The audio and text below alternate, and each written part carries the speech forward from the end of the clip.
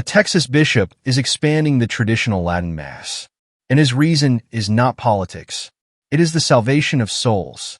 Bishop Michael Sis of the Diocese of San Angelo has announced that the traditional Latin Mass will be offered more regularly in his diocese.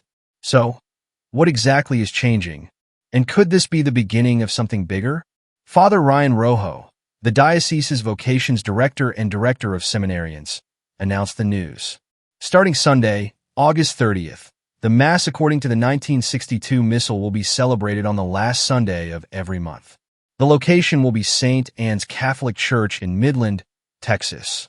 This is not a small parish. St. Anne's is served by 3 priests and 5 deacons. It already offers 19 Masses every week. There are also 5 scheduled confession times. And the parish has perpetual adoration. The traditional Latin Mass will begin at 3 p.m. Father Rojo explained that the timing is intentional.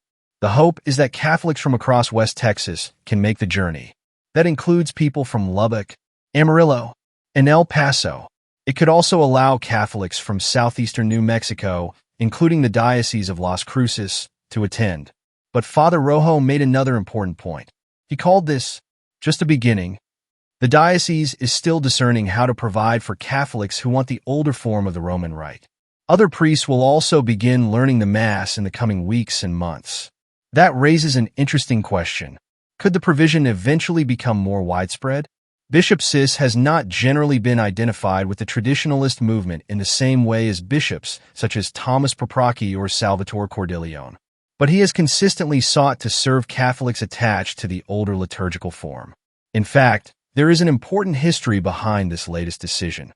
In July 2025, Bishop Sis announced that the Vatican had granted his request for a dispensation, allowing St. Margaret of Scotland Parish to continue celebrating the traditional Latin Mass despite the restrictions of Traditionis Custodes.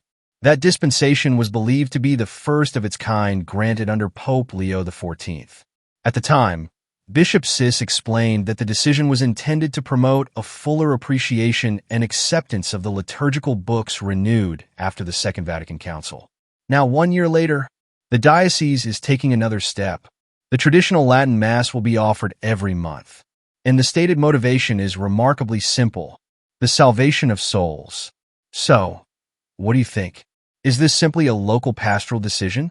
Or could San Angelo be showing how traditional liturgy and pastoral care can exist side by side? That is a question worth discussing.